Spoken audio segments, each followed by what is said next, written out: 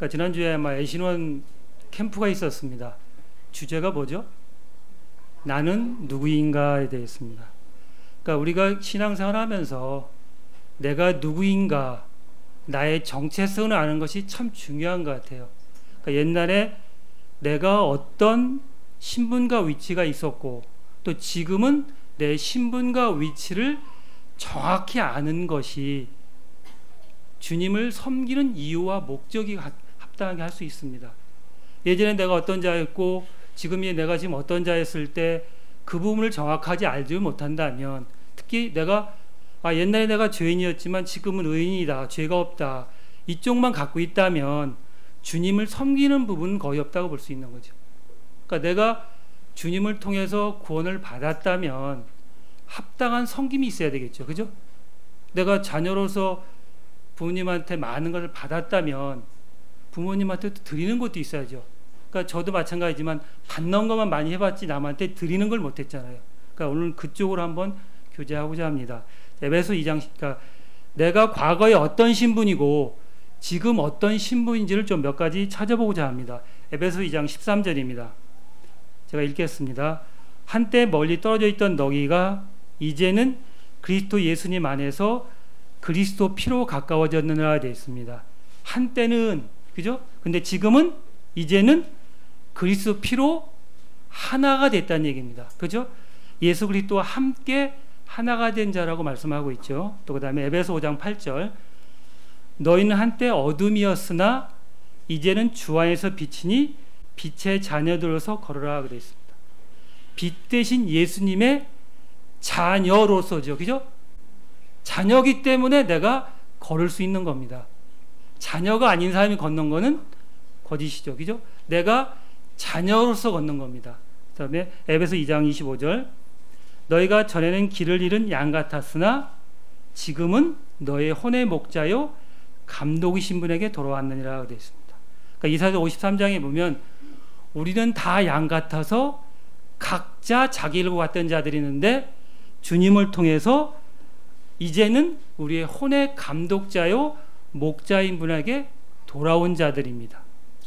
로마서 6장 19절 하반절에 보면 너희가 너희 지체를 부정함과 불법에서 종으로 내어주어 불법에 이르는 것 같이 이제는 너희 지체를 의의 종으로 내주어 거룩함에 이르라 되어 있어요.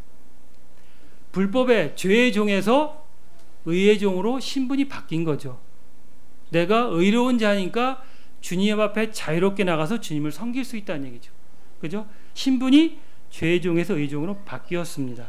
베드로전서 2장 10절에 보면 너희가 지나간 때는 백성이 아니었으나 이제는 하나님의 백성이요 긍휼을 얻지 못했으나 이제는 긍휼을 얻은 자라 되어 있어요. 이미 얻은 자입니다. 그렇죠? 과거에 얻었다는 얘기죠. 그러니까 하나님의 백성이고 긍휼을 얻은 자입니다. 에베소 2장 3절에서 5절, 제가 이건 좀 제가 읽도록 하겠습니다. 찾아가지고 에베소 2장 3절에서 5절, 지나간 때에는 우리도 다 그들 가운데서 우리 육체의 욕심의 안에서 생활하며 육신과 생각의 욕망을 이루어 다른 사람과 같이 본래 진노의 자녀였으나, 그죠? 4절, 긍휼이 풍성한 하나님께서 친히 우리를 사랑할 때 보여주신 자신의 크신 사랑으로 인해서 5절, 심지어 우리가 죄들 가운데 죽었을 때 우리를 그리스도와 함께 살리셨고 너희가 은혜로 구원을 받았느니라. 그러니까 3절에서 본래 진노의 자녀였으나, 우리 성경에는 아무것도 없지만 영어 성경에는 벗이라는 접속사가 들어갔습니다. 4절에, 3절과 4절에 진노의 자녀였으나 그러나 이렇게 돼 있어요. 긍휼 풍성 하나님께서 우리를 사랑하셨다는 얘기입니다. 그래서 죄들 가운데 우리와 함께 살리신 자입니다. 그래서 함께 살리신 자입니다. 자, 성경에서 이렇게 보면 우리를 첫사람 아담과 둘째 사람 아담으로 두 가지로 분류합니다. 인류는 많은 70억 인구가 있지만 아담 안에 있는 자들과 그리스도인 안에 자로 두 가지로 분류합니다. 우리가 태어날 때는 어디로 태어나죠? 아담 안에서 태어납니다. 그냥 그러다가 아담 안에서 가다가 영원한 불못의 멸망에 가는 겁니다. 근데 마지막 아담이신 예수님께 이 땅에 오셔서 우리 신분을 옮겨주셨죠. 그죠? 하나님의 자신의 아들의 왕국으로 옮겨주셨습니다. 내가 옮긴 게 아니라 하나님께 날 찾아오셔서 나를 옮겨주셨습니다. 자, 고린도전서 15장 47절에 보면 이렇게 되어 있습니다. 첫째 사람은 땅에서 나고 땅에 속했거니와 둘째 사람은 하늘로부터 나신 주니라 되어 있어요. 첫째 사람은 어떤 사람이죠? 본성에 속한 사람, 육신에 속한 사람, 또 옛사람, 올드맨이죠. 그에 살다가 이것을 벗어버리고 새 사람을 입으라고 얘기하고 있습니다. 자, 에베소 4장 24절에 보면 22절에 보면 이전 행실에 관해서는 너희가 속하는 것이므로 가득한 욕심에 따라 부패한 옛사람을 벗어버릴 것을 가르침을 받았으니, 그러니까 옛사람을 어떻게 한다? 벗어버리라고 했습니다. 내가 열심히 교육을 받고 내가 열심히 학습을 통해서 내 본성이 변하는 것이 아닙니다. 근데 에베소 4장 24절에 보면 고린도후서 5장 17절부터 먼저 볼게요. 누구든지 그리스도 안에 있으면 그는 새로운 창조물이라. 옛것은 지나갔으니 보라 모든 것이 새로워졌다 하게 됐어요. 누구든지 그리스도 안에 있으면 그렇게 됐어요. 그죠? 누구든지 모든 사람이 그리스도 안에 있으면 새로운 창조물입니다. 그러니까 보라 모든 것이 새롭게 됐습니다. 그래서 에베소 4장 24절에 보면 또 너희가 하나님을 따라 의와 참된 거룩함으로 창조된 새 사람을 입을 것을 가르침을 받았으니 이렇게 되어 있어요. 옛사람을 벗어버리고 새 사람을 입는 겁니다. 그렇죠? 그리스도 안에 있으면 모든 것이 새롭고 그리스도로 옷 입는 겁니다. 자, 스가랴서 3장 4절을 좀 같이 한번 읽도록 하겠습니다. 스가랴서 3장 4절. 자, 시작. 그분께서 자기 앞에 서 있던 자들에게 응답하여 이르시되 그에게서 그 더러운 벗기라 하시고 또 그에게 이르시되 보라 내가 내 볼법을 내게서 떠나게 하셨으니 이제 의복을 받고 내게 입이라. 예, 스가랴서 3장에 보면 옷을 벗기고 이제는 새 의복을 입어라 하게 되어 있습니다. 이사야 64장 6절에도 보면 우리는 모든 의는 더러운 누더기 같으며 이렇게 되어 있어요. 그죠? 모니터에 없을 겁니다. 이사야 64장 6절에 보면 우리의 모든 의는 더러운 누더기 같다고 그랬습니다. 근데 갈라디아서 보면 침례를 받은 자들은 다 그리스도로 옷 입었느라고 되어 있어요. 우리 침례를 다 받았죠. 그러니까 침례가 구원이 아니지만 외식이지만 그리스도로 옷 입는 겁니다. 그래서 옷 입는다, 새로운 사람을 입었다, 이런 부분에 대해서 우리가 구원받았다, 거듭났다, 새로 태어났다, born again 이렇게 얘기합니다. 그렇죠? 그게 같은 예입니다. 자, 베드로서 3장 18절에 보면 우리가 은혜 안에서 자라고 이렇게 돼 있어. 그죠? 은혜 안에서 자라고 예수 그리스도를 아는 것에서 자라가라고 했습니다. 우리가 태어났으면 어떻게 해야 되죠? 자라가는 것이 당연하죠. 그러니까 내가 신앙은 주님을 아는 만큼, 경험한 만큼, 교제한 만큼, 체험한 만큼 주님을 알 수 있는 겁니다. 그게 아니고 그냥 지식적으로 안다? 그건 뭐 보통 사람도 할 수 있겠죠. 그렇지만 우리는 주님과의 교제 가운데, 관계 가운데서 주님을 알 수 있는 겁니다. 그렇죠? 자, 로마서 본문으로 들어오겠습니다. 로마서 1장. 자, 그러므로 형제들아 내가 하나님의 긍휼을 힘입어 너희 간청하노니. 그러므로 이렇게 나와 있습니다. 이 그러므로는 접속사입니다. 로마서에서만 32번이 나옵니다. 앞에 문장과 뒷문장을 연결해 줍니다. 그러니까 그 접속사입니다. 그래서 이 그러므로는 로마서에 32번 나옵니다. 근데 9장과 10장과 16장은 나오질 않습니다. 근데 그렇게 많이 나온다는 얘기. 그런데 이 12장 1절은 11장을 받는 것이 아니라 로마서 8장을 받습니다. 자, 8장 32절, 38절, 39절을 받는 겁니다. 자, 같이 한번 또 읽도록 하겠습니다. 시작. 다시 시작. 내가 확신하노니 사망이나 생명이나 천사들이나 현재 있는 것들이나 장래에 있을 것이나 높음이나 깊음이나 다른 어떠한 창조물이라도 능히 우리를 그리스도 예수 우리 주 안에 있는 하나님의 사랑에서 떼어. 얼마나 좋아요. 어떤 어려움이 있더라도 그리스도 예수 안에는 주님의 사랑에서 떼어놓을 수 없다. 그 주님의 사랑에서. 자, 우리가 자녀가 있습니다. 자녀가 아무리 잘못해도 그 자녀의 관계가 끊어질 수 있나요? 그것도 설마 안 끊어지는데, 모든 창조물의 주인신께서 이 땅에 나의 안에 들어오셔서 나를 사랑하신다 이거죠. 나를 사랑하신 그분한테 내가 무엇을 돌려줄 거냐 이거죠. 이분도 참 우리는 주님 앞에 많은 분을 받았습니다. 받은 거에 대한 감사만 하죠. 이것도 감사한 일이죠. 그렇지만 주님 앞에 섬김에 대한 부분도 한번 생각을 해볼 뻔. 그게 로마서 12장 1절입니다. 자, 그러면 9장과 10장과 11장은 이스라엘 유대인에 대한 겁니다. 하나님 경륜에 대해서 9장은 이스라엘 과거입니다. 10장은 이스라엘 현재의 모습입니다. 그 다음 11장은 이스라엘 백성들의 미래 모습입니다. 천년왕국 때 받을 축복에 관한 겁니다. 그래서 9장, 10장, 11장은 삽입장이 볼 수 있습니다. 그래서 12장에 그러므로는 아까 로마서 8장을 받는 겁니다. 너의 사랑을 끊을 수 없으니까 그러므로 형제들아 이렇게 되죠. 그렇죠? 그러니까 누구한테 해당되는 거죠? 12장 1절은 형제들, 나한테 해당되는 겁니다. 남한테 해당되는 게 아니라 형제인 나한테 해당되는 겁니다. 형제들아 이렇게 되어 있습니다. 그죠?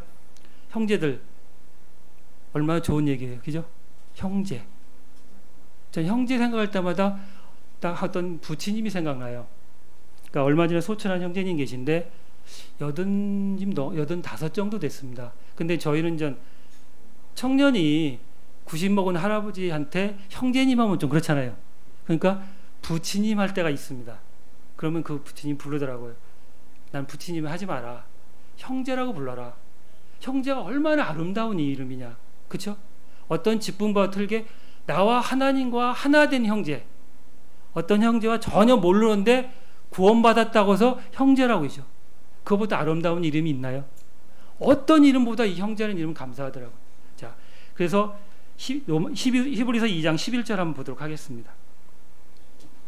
히브리서 2장 11절 거룩히 구별하신 분과 거룩히 구별지 않은 자들이 다 하나에서 났으니 이러한 까닭에 그분께서 그들을 형제라 부르기를 부끄러워하지 아니하시고. 거룩히 구별하신 분이 누구죠? 예수 그리스도와 거룩히 구별된 자가 누구죠? 우리죠. 다 하나에서 났다는 얘기죠.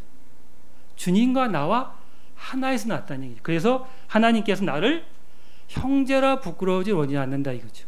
그죠? 또 시편 22편 2절에 보면 내가 주의 이름을 내 형제에게 밝히 보이고 회중 가운데 주를 밝히리라.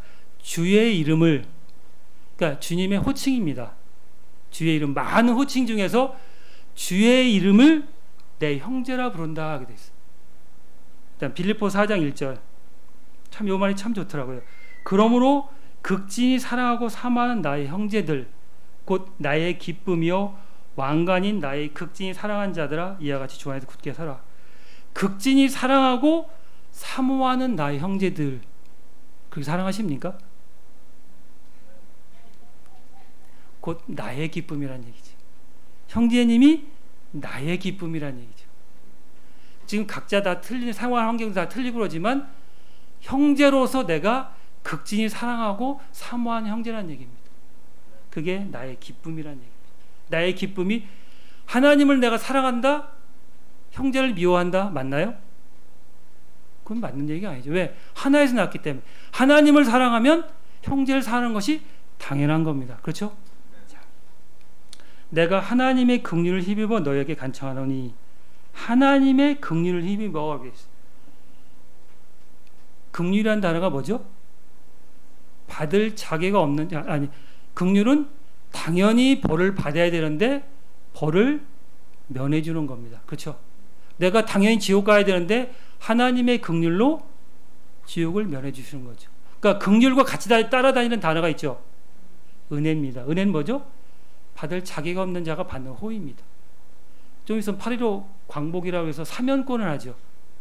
주님이 긍휼이 사면입니다. 죄를 사면해 주시는 것이 긍휼입니다. 자, 데살로니가 4장 1절에 보면 권면, 간청이라는 얘기 이렇게 나옵니다. 그러므로 또한 형제들아 우리 주 예수님을 힘입어 너에게 간청하노니 관청하고 권면하노니 이렇게 돼 있어요. 어떤 형제를 권면하고 간청이 가장 힘듭니다.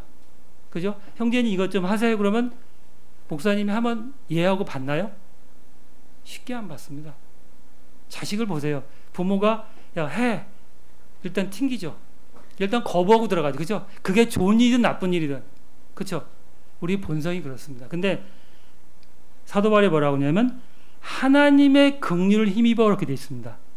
우리가 주님 앞에 나와서 어떤 형제나 누구한테 간청할 때는 성령님의 힘입어서 하지 않으면 아너님만큼 못하다는 얘기입니다. 괜히 좋게 형제를 사랑한다고 했지만 그것이 잘못하면 문제가 될 수 있습니다. 그래서 하나님의 긍휼을 힘입어 간청하는 겁니다. 하나님의 힘입어 권면하는 겁니다. 그렇죠? 간청하노니 그 다음에 너희는 너희 몸을 거룩하고 하나님께 받으실 살아있는 희생물로 드리라 되어 있습니다. 너희 몸을 그랬어요. 남의 몸이 아니라 너의 몸을. 이게 무슨 소리죠? 남을 판단하지 말라는 얘기죠. 저 형제가 어떻든 그건 주님 앞에 평가받는 거죠. 나는 그 형제로 해서 기도할 뿐이죠. 그 형제 잘못한다고 간청하기 쉽지 않다고 말씀을 드렸잖아요. 그렇죠? 그러면 나는 내 몸을 하나님 앞에 드리면 족하다는 얘기죠. 그렇죠? 그래서 각자 자기 삶을 드리는 겁니다. 한번 물어볼게요. 여쭤볼게요. 당신의 모든 것을 누가 주셨죠? 하나님 주셨나요? 당신과 시간과 재물과 건강을 누가 주셨죠? 하나님 주셨죠. 고린도전서 6장 19절 한번 보도록 하겠습니다. 6장 19, 20절. 너희 안에 계신 성령님의 전인 것을 너희가 알지 못하느냐. 너희가 너희 자신의 것이 아니니 주께서 값을 치르고 너희를 사셨으니 그런즉 하나님의 것인 너희 몸과 너희 영을 하나님께 영광을 돌리라 되어 있습니다. 너희는 너희 것이 아니라는 얘기죠. 내 모든 것은 내게 아니라는 얘기입니다. 그죠? 주께서 어떻게 한다고요? 값을 치르고, 이게 구속입니다. 구속하셨으니 하나님께 너희 몸과 영을 영광을 위해서 드려라 이렇게 되어 있습니다. 드리라고 되어 있어요. 그렇죠? 그러면 하나님께 드리는데 어떻게 드리라고요? 거룩하고 받으실 만한 살아있는 희생물 드리라고 했어요. 살아있는, 구원받지 않는 사람은 죽음을 향해 달려가죠. 맞죠? 우리는 어떤가요? 그러니까 구원받지 않은 사람은 죽음을 위해 달려가지만 구원받은 우리는 예수님을 만나러 가잖아요. 목적이 틀리잖아요. 그죠? 표대가 있잖아요. 세상 사람은 나그네같이 살지만 우리는 순례자잖아요. 그죠? 목적이 있잖아요. 그래서 어떻게 드린다고요? 살아있는, 베드로전서 2장 5절에 보면 이렇게 되어 있습니다. 너희가 살아있는 돌로서 영적 집으로 건축하고 예수 그리스도를 통해 하나님께서 받으실 만한 영적 희생을 드리는 거룩한 제사장이 되었도다 되어 있어요. 거룩한 제사장이 되었다 이렇게 되어 있어요. 살아있는 돌로서. 우린 죽은 자가 아니잖아요. 구원받지 않은 사람은 죽은 자잖아요. 그죠? 지금 당장 죽지 않았지만 언젠가 죽을 거 아니에요. 그죠? 우리는 예수님과 함께 죽었고 예수님과 함께 부활한 자잖아요. 그죠? 그쵸? 그러니까 살아있는 돌이잖아요. 살아서 돌려서 그리스도를 통해 하나님께서 받는다는 얘기죠. 내가 드리는 희생물은 누가 받는다? 하나님이 받으신다는 얘기죠. 받으실 만한 이렇게 돼 있어요. 이게 우리 성경에는 그냥 한글 성경에는 받는다 이렇게 돼 있지만 이게 accept입니다. 요한복음 1장 12절에는 믿는 자, 영접하는 자, 받는 자가 receive입니다. 근데 내가 하나님을 나한테 찾아오셔서 내가 하나님을 받으면 하나님께서 나를 받아주신다 이런 뜻이에요. accept가. receive하고 accept하고 똑같이 한글이 받아주신다면 틀리다는 얘기죠. 내가 하나님을 통해서 받아들였다면, 믿었다면, 영접했다면, 구원받았다면 예수님께서 오케이, 내가 널 받아주겠다. 이게 영원한 안전의 보장이라는 얘기죠. 구원의 영원한 안전의 보장입니다. 그래서 거룩한 제사장으로 하나님께 드리는 것은 당연하다 그랬습니다. 또 한번 물어보겠습니다. 희생물이라는 뜻은 원래 무슨 뜻이냐면 나한테 가장 값진 것을 포기하고 드리는 겁니다. 희생물이 뭐라고요? 나의 가장 값진 것을 포기하고 드리는 겁니다. 이렇게 물어보면 내 중에서 가장 귀한 것을 주님을 위해서 무엇을 포기됐나요? 이렇게 물어보면 조금 저도 고민입니다. 자, 나의 값진, 하나님께서 가장 값진 아들 나한테 주셨는데 나는 내 가장 값진 무엇을 드렸냐 이거죠. 이렇게 되면 저도 고민이 생깁니다. 자신 있게 얘기를 못한다는 얘기죠. 자, 구약시대 때는 어떻게 하죠? 염소와 양을 죽여서 하나님 앞에 드렸죠. 근데 신약에서는 예수님이 친히 화목제물이 되어서 친히 돌아가셨죠. 그러면 나도 살아있는 돌로 뭔가 드려야 되겠지, 예수님한테. 그럼 무엇을 드릴 수 있냐 이거죠. 그래서 뭐라고 되어 있죠? 성경에서 거룩하고, 거룩하고 내 삶이 거룩한 삶을 드리는 겁니다. 자, 마태복음 26장 13절 한번 보도록 하겠습니다. 마태복음 26장 13절, 마리아가 무엇을 드렸는지, 이것을 주님이 뭐라고 얘기하는지 한번 보도록 하겠습니다. 마태복음 26장 13절, 진실로 내가 너에게 이르노니 온 세상 어디든지 이 복음이 전파되는 곳에서는 사람들이 이 일이 곧 이 여자가 행한 일도 말하며 그녀를 기념하라 이렇게 돼 있어요. 요한복음 12장에서 마리아가 값진 향유를 드렸어요. 그때 예수님께서 뭐라고 하죠? 이 여자가 행한 일을 기념하라 이렇게 돼 있어요. 나한테 가장 값진 것만 드리면 되는 거예요. 그게 남하고 비교할 필요 없어요. 내가 내 몸을 드리면서 내 값진 것을 드리면 되는 거예요. 그렇죠? 그게 남을 판단하는 요소가 안 된다는, 기준이 안 된다는 얘기예요. 내 것을 내 것 드리는, 왜? 주님이 나한테 주신 거 요거만큼이면 그만큼 드리는 거예요. 그같이 남같이 많이 드릴 수 없다. 그거에 대한 평가는 주님이 하시는 거예요. 그렇죠? 왜? 주인이 그만큼 주신 거니까 드리면 되는 거예요. 왜? 나는 주님의 종인이기 때문에 그렇습니다. 자, 그 다음에 드리라, 희생물을 드리라 하게 되어 있어요. 이 드리라는 뜻은 영어는 뭐냐면 프리젠트입니다. 그러니까 동사로는 주다입니다. 명사로는 선물입니다. 우리가 크리스마스 선물 있죠. 그 다음에 생일날 선물 있죠. 우리가 매달 지난달 안 했던 것 같은데 케이크 하는 거 선물 드리잖아요. 그죠? 받을 때 어떤가요? 기분 좋아요, 안 좋아요? 선물은 어떤 의미죠? 감사하는 의미죠. 내 마음을 전하죠. 그렇죠? 또 한 가지는 상대방의 마음을 생각해서 또 고르죠, 선물을. 그렇죠? 내가 이걸 골랐을 때 상대방이 좋을까 나쁠까, 상대방이 필요할까 안 필요할까까지 생각을 하잖아요. 그러니까 아까 말씀드렸다시피 내가 드린 선물이 하나님 받으실 만한 선물인지 아닌지를 구별해야 되겠죠. 내 삶이 거룩하지 못했는데 주님한테 드렸다? 그건 별 의미가 없잖아요. 그죠? 주님은 내 몸, 내 삶을 드리기 원하는 거지 간단한 어떤 물건을 드리기 원하지는 않는다는 얘기죠. 자, 그래서 가장 중요한 게 에베소 2장 8절에 보면 너희가 믿음을 통해 은혜로 구원을 받았나니 그것은 너희 자신에게 난 것이 아니요 하나님의 선물이다 이렇게 돼 있어요. 구원은 하나님의 선물이라고 얘기를 하지만 받은 내가 하나님 앞에 돌려주는 것이 뭐냐 생각하죠. 초점을 바꿔보겠습니다. 내가 하나님 앞에 받았지만 나는 하나님 앞에 거꾸로 돌려줄 게 뭐 있냐 이렇게 계속 제가 질문하는 거죠. 그렇죠? 자, 그런 부분을 좀 더 보도록 하겠습니다. 아까 거룩한 삶에 대한 얘기를 했습니다. 내 삶이 지난 한 주간 어땠을까요? 거룩했나요? 거룩하다는 뜻은 뭐냐면 하나님만 섬기기 위해서 따로 떼어난 것입니다. 자, 구약시대 때 어떻게 하죠?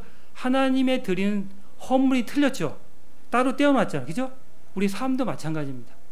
이 거룩함은 하나님만을 위해서 따로 떼어놓은 겁니다. 자, 이런 것을 뭐라고 하냐면 고린도서 6장 11절에 너희 중에 이 같은 자들이 들어있으나 너희가 우리 하나님의 영을 통해 주 예수의 이름으로 씻기고 거룩히 구별되어 의롭게 되었느니라. 주 예수님으로 씻기고 거룩히 구별되어 이렇게 되어 있습니다. 의롭게 되었다. 이것을 뭐라고 하죠? 이런 무리를 뭐라고 하죠? 성도라고 하잖아요. 그죠? 성도. 우리 많이 얘기하잖아요. 성도. 그러니까 고린도서 1장 2절에 보면 그리스도 예수 안에서 거룩히 구별되고 성도로 부르심을 받은 자들을 대해서 우리가 주님 앞에 성도라 부르심을 받았죠. 그렇죠? 성도라 부르셨다면 또 하나님께서 뭐라고 하냐면 이 성도들을 시편 4절 3절에서 오직 주께서 자신을 위해 하나님을 따르는 자들을 두신 것을 알지어다 그랬어요. 하나님께서 자신을 위해 하나님을 따르는 자들을 따로 두셨다 그랬어요. 이걸 성도라고 합니다. 저는 삶에 대한 부분도 한번 우리가 돌아볼 필요가 있는 겁니다. 자, 우리가 이 악한 현 세상에서 데살거져서 있죠. 악한 현 세상에서 우리를 어떻게 하면 거룩하게 지킬 수가 있을까요? 참 중요한 얘기거든요. 세상에서 찌들고 힘든 가운데서 어떻게 하면 우리를 깨끗하게 삶을 살아갈 수 있을까요? 그 다음에 내가 죄를 지었다면 어떻게 해야 될까? 요한일서 1장 9절에 뭐라고 되어 있죠? 만일 우리가 죄를 자백하면 이렇게 되어 있어요. 하나님께서 어떻게 한다고요? 우리를 깨끗하게 하셨다 이랬어요. 내 죄를 자백하면 내가 매일매일 삶 가운데 오늘 하루 일어난 일에 대해서 주님 앞에 자백을 합니다. 내 삶을 돌이키는 겁니다. 그 다음에 에베소 4장 26절에 보면 말씀을 통해서 죄를 씻습니다. 하나님, 나 이러이러한 말씀을 보니까 내 삶이 잘못됐습니다. 기준이 뭐죠? 말씀입니다. 말씀 앞에 내 삶을 비춰보는 겁니다. 남하고 비교하는 게 아니라 말씀을 통해서 내가 내 삶을 비춰봤을 때 죄가 있다면 말씀을 통해 씻는 겁니다. 그러면 하나님께서 어떻게 한다고요? 우리를 깨끗하게 하신다 하게 돼 있어요. 근데 분명한 것은 우리가 너무나 많은 죄를 짓고 살고 있습니다. 그렇지만 하나님께서 우리를 여전히 사랑하고 계신다는 얘기죠. 그 말씀을 잊지 마시기 바랍니다. 아무리 내가 잘못 져도 주님은 나를 사랑하신다는 얘기죠. 자, 아까 말씀 이게 하나님께서 받으신다고 했죠. 그죠? 하나님께서 받으신다 하게 되어 있습니다. 얼마나 놀라운 일이십니까? 내 몸을 하나님께서 받으신다고 그러면 어떨까요? 제가 옛날에 한번 높은 데 한번 들어간 적이 있어요. 들어가려면 하루 전에 보내야 돼요. 내가 들어가려면 하루 전에 보내야 되고 신분증을 다 검사합니다. 하루 전에 예약을 해야 들어갈 수 있고 또 들어가서도 그 어디를 통과해야 되죠. 그죠? 검문대 통과해야 되고 왜 왔냐 목적 방문을 합니다. 근데 우주 만물의 주인이신 그분한테 내 삶을 드린다. 어떨까요? 우리가 분명히 제가 요새 계속 생각하는 게 뭐냐면 하나님 앞에 갔을 때 엄청 후회할 것 같아요. 왜? 아, 그때 내가 조금 더 할 걸. 아, 그때 내가 어떤 성도를 위해서 기도 한번 더 할 걸. 아니면 그때 좀 더 할 걸. 이런 생각 안 드나요? 여담을 말씀드려요. 제가 처음에 집을 분당에 사라고 얘기했어요. 그때 형님이나 매형들이 건축 쪽에 있어. 근데 내가 분당을 딱 갔는데 허벌판인 거예요. 88년도에. 그래서 안 샀어요. 이쪽으로 왔어요. 차이가 엄청 지잖아요. 그죠? 그게 88년에 진짜 하늘에 논길만 있는 거예요. 그래서 여기서 아파트가 들었을까? 설마. 근데 이게 쭉쭉쭉 올라가더라고요. 근데 지금은 엄청 올랐잖아요. 똑같은 거예요. 제가 가까이 이 생각을 해요. 주님 앞에 내가 그때 조금 주님을 좀 앞에 더 드릴 걸. 그 생각 분명히 후회할 겁니다. 제일 바보가 뭔지 아세요? 지나고 나서 후회하는 사람입니다. 근데 분명히 할 수 있어요. 근데 내가 드릴 마음이 없는 겁니다. 마음만 있다면 충분히 드릴 수 있습니다. 자, 합당한 섬김이라 하게 되어 있습니다. 합당한 섬김. 이 섬김은 서비스입니다. 섬김이니까 상당히 무거운 것 같지만 서비스입니다. 우리 그 식당에서 뭐라고 하죠? 아줌마 서비스 좀 주세요 이러잖아요. 그죠? 간단하게 합니다. 내가 주님 앞에 드리는 겁니다. 섬김은 신앙의 기본입니다. 그렇죠? 기독교의 신앙의 기본입니다. 자, 마태복음 20장 28절에 보면 제가 좀 더우니까 옷 좀 벗겠습니다.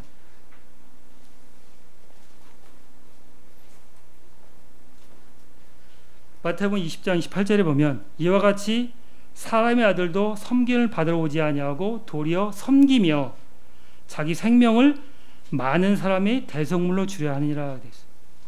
하물며 예수님께서 이 땅에 섬기러 받지 오시 아니하시고 섬기러 왔다는 얘기죠.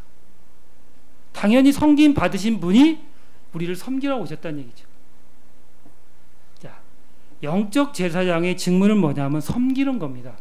제사장의 직무는 뭐냐면 섬기는 겁니다. 자, 출애굽기 31장 10절에 보면 제사장의 직무는 이렇게 되어 있어요.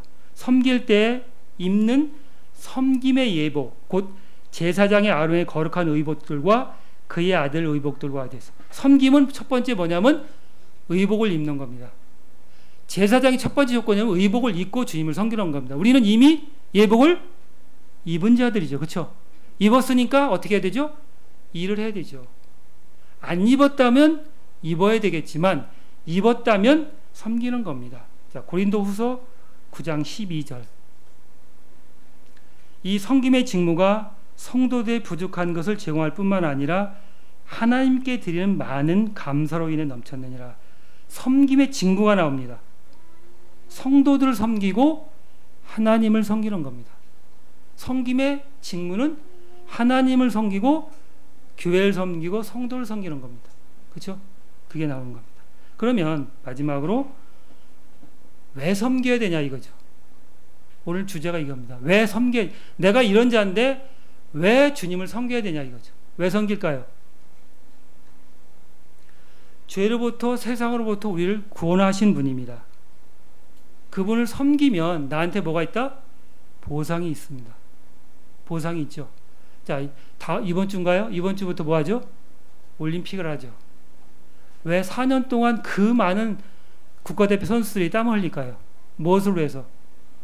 메달, 영광으로 해서, 썩어질 영광으로 해서 그렇게 고생하는데, 제가 지지난주 불암산을 가는데 국가대표 선수들이 뛰어 올라오더라고요.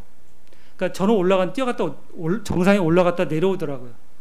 그 땀을 흘리면서 여자 선수들이 그렇게 자기 고통 가운데 싸우는데, 우리도 주님 앞에 섬기는 보상에 대한 부분을 우리가 분명히 알아야 섬길 이유가 있습니다. 내가 섬겼는데 그 보상을, 나 이런 사람이 있을 거예요. 나 보상 안 받을래. 나 보상 안 받을래. 난 하늘나라 가면 좋게. 이런 사람이 있을 수 있습니다. 난 구원받고 지옥에 안 가고 하늘나라 천국에 가는 거로 좋게. 아까 이런 게 뭐라고 했죠? 자라가지 못한 겁니다. 나한테 오늘까지 주어졌다면 오늘로서 주 앞에 섬길 게 있습니다. 내일은 누구 거죠? 내 게 아닙니다. 오늘만 섬기는 겁니다. 자, 그럼 봅시다. 첫 번째, 회개보고 할 일이 있을 겁니다. 그렇죠? 내 삶에 대해서 회개보고 할 일이 있습니다. 그러니까 D.L. 모지가 이런 얘기를 했습니다. 인생이란 청지기를 수행하는 것이지 주인의 행세하는 것이 아니며 맡겨진 것이지 선물로 받은 것이 아니다. 인생이 선물이라면 당신 마음대로 사용해도 되지만 맡겨진 것이라면 그것을 맡긴 분께 반드시 회개보고 하리라 하게 되어 있어요. 중요한 얘기 나오죠. 하나님 나한테 맡겨진 청지기 삶입니다. 이거에 대한 네가 어떻게 썼냐, 시간과 재물과 모든 것을 어떻게 썼냐에 대한 내가 직접 주님 앞에 쓸 겁니다. 그런데 마태복음 12장 36절에도 보도록 하겠습니다. 마태복음 12장 36절.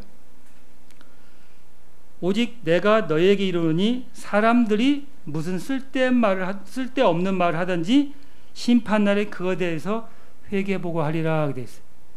내 말도, 쓸데없는 말도, 우리 농담 많이 하잖아요. 내가 이거 보면서 농담하면 안 되겠다 그런 생각이 많이 들어요. 쓸데없는 말도 하나님 앞에서 회개보고 한대요. 물론 이게 구원받지 않는 사람에 해당될 수 있지만 나한테 해당될 수 있잖아요. 그죠? 그 다음에 누가복음 16장 2절에 보면 내 청지기 직분에 대해서 회개보고 하리라 하게 됐어요. 청지 직분에 대해서 회개보고 하리라 하게 됐어요.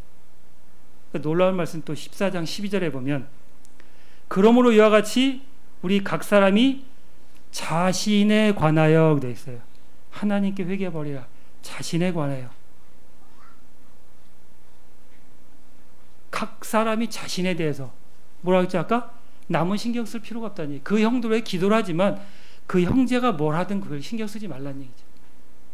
그렇다고 해서 뭐 방치하라는 얘기가 아니라 그 형제를 위해서 기도하는 뿐이에요. 우리가 그 형제를 바꿀 수는 없어요. 그죠? 내 삶에 대한 것만 책임지면 되는 거죠. 자, 베드로전서 4장 5절에 보면 그들은 산자들과 죽은 자들이 심판할 준비가 되신 분에게 회개보고 하리라 하게 되어 있어요. 산자들은 누구죠? 저희들입니다.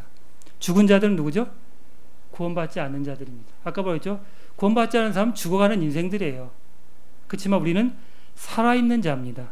하나님 앞에서 회개보고 하리라. 회개보고는 원래 차변과 대변을 나누는 겁니다. 나눠서 차변과 대변을 플러스 마이너스 제로 이렇게 만드는 거죠. 그 뭐죠? 회개에 대한 장부 그런 쪽의 용어입니다. 그래서 분명히 하나님 앞에서 우리가 금과 은과 보석이 있죠. 나무와 뭐죠? 집과 하나 뭐죠? 건초. 나무와 건초와 집이 있습니다. 금과 은과 보석은 불 가운데 남는 거죠. 나무와 집과 건초는 뭐죠? 불에 타 없어지는 거죠. 남은 뭐냐면 이 우드입니다. 이거 트리가 아니라 우드이기 때문에 불에 타 없어지는 겁니다. 아까 불 가운데 들어가면 우리의 삶에 각자 삶에 대한 회개보게 했을 때 잃어버릴 게 있을 거고 남는 게 있을 겁니다. 그거에 대한 보상 얘기를 하는 겁니다. 자, 그러면 이 회개보를 어디서 할까요? 내가 삶의 섬김에 대한 걸 주님 앞에 보상받을 때 언제 받을까요? 보상은 그리스도 심판석에서 받는 겁니다. 그죠? 심판석에서. 근데 구원받지 않는 사람은 뭐죠? 백보자 심판이라고 이제 크고 흰 보좌에 받는 겁니다. 먼저 그거부터 볼게요. 백보자 심판에 대해서. 계시록 20장 12절. 내가 보니 죽는 자들이 작은 자나 큰 자나 할 것 없이 하나님 앞에 서 있는데 책들이 펴져 있고 또 다른 책들이 펴져 있으며 곧 생명책이라. 죽은 자들이 자기 행위에 따라 책들이 길건대로 근거하여 심판을 받는 죽은 자들입니다. 이건 저희한테 해당되는 게 아닙니다. 죽은 자들. 왜 그랬냐면 혹시 아직까지 주님을 믿지 않는 자 있다면 행위에 따라서 구원을 받을 겁니다. 자, 그러면 우리는 보도록 하겠습니다. 우리 그리스도 심판석입니다. 그리스도 심판석. 로마서 14장 11절. 모든 혀가 하나님께 자백할 때가 있을 겁니다. 그죠? 아까 말했던 회개보고라는 게 뭐죠? 내가 직접 하나님 앞에 내 입으로 아 그때 이런 일을 했습니다 하고 보고할 때가 있을 겁니다. 그렇죠? 아마 여기 장이병이 있는데 아마 외박 나올 때 순교인가요? 상사한테 보고하고 나오죠. 그 들어갈 때 또 보고하죠. 예? 안 하면 어떻게 되죠? 맞죠, 뭐. 그죠? 안 하면 맞죠, 뭐. 그죠?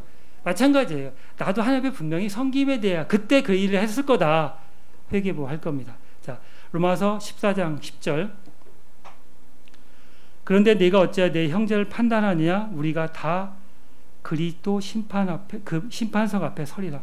우리가 다 모든 사람이 그리스도 심판 앞에 설 겁니다. 자, 고린도후서 5장 10절 같이 한번 읽도록 하겠습니다. 고린도후서 5장 10절 시작. 우리가 반드시 다 그리스도 심판